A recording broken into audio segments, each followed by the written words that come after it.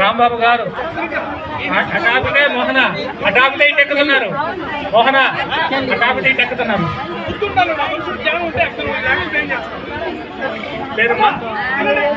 సోనిపల్లి సంజయ్ గారు 105 రూపాయలు ఇచ్చారు.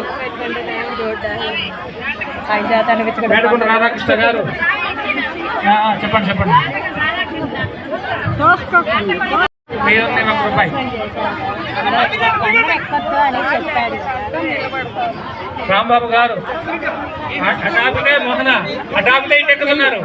మోహన హఠాత్తుగా ఎక్కుతున్నారు.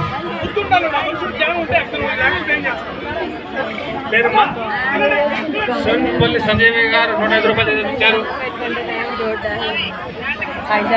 మేడకొండ రాధాకృష్ణ గారు చెప్పండి చెప్పండి.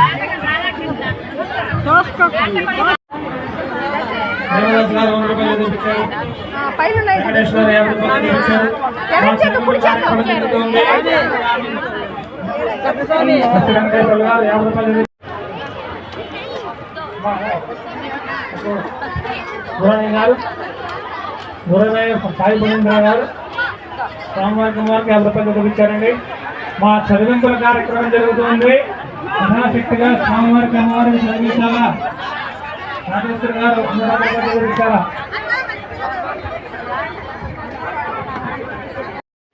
హాయ్ ఫ్రెండ్స్, శ్రీరామనవమి శుభాకాంక్షలు ఫ్రెండ్స్. ఇదిగో గుడికి వెళ్ళేసి వస్తే ఈ అక్షయ్ ఏం చేసింది, కురుకురి కావాలనే రచ్చ. గుడి దగ్గర అన్నం తినేసి వచ్చాము. ఇంటికి వచ్చి ఏం చేస్తావా, ఉల్లగడ్డ కోసి ఉడకబెట్టి ఇదే ఉల్లగడ్డ 6 లాగా చేసి పెడదామని ఈ ఎండలో కాళ్ళు కాలుతా వస్తే రచ్చ దారంతా రచ్చే ఫ్రెండ్స్. కొంచెం సాల్ట్ వేసేస్తే దీంట్లో మళ్ళీ ఇప్పుడు ఉల్లగడ్డ చేయాల్సి వస్తుంది. కురుకురి అంట ఫ్రెండ్స్. మీకు కూడా మీ పిల్లలు ఇలాగా చేస్తారా? నడిపించానని చెప్పి మాజా కావాలన్నది, ఇంటికి వచ్చేళ్ళకి ఉల్లగడ్డ కావాలంట. కురుకురి వద్దు, కడుపులో నొప్పి అని చెప్పానింది ఈరోజు. అందుకని ఉల్లగడ్డ కోసి ఈ పని చేస్తుండ. ఈ అక్షతో ఏగలేకపోతున్నా. ఏంటి అక్షయ్, మీ పిల్లలు కూడా ఇలాగా ఉంటారా ఫ్రెండ్స్? అక్షయ్, నీ మాటే గెలుచుకున్నావు కదా అక్షయ్. ఈ ఎండలోనే మా చేత ఇది చేపిస్తున్నావు అంటే ఏమనుకోవాలా నిన్ను?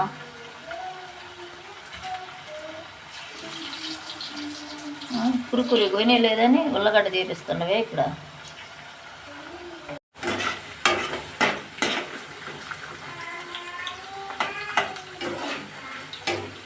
పాటల మీద ఉండవు కదా అక్షయ్, నన్ను ఈ ఎండలో ఇంత ఇబ్బంది పెడుతున్నావు చూడు.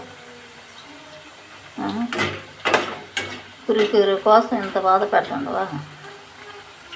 ఏమి ఇరిగిపోలేదులే, ఎండకి ఇరిగిపోయినాయి అనుకున్నా, ఇరిగిపోలేదు.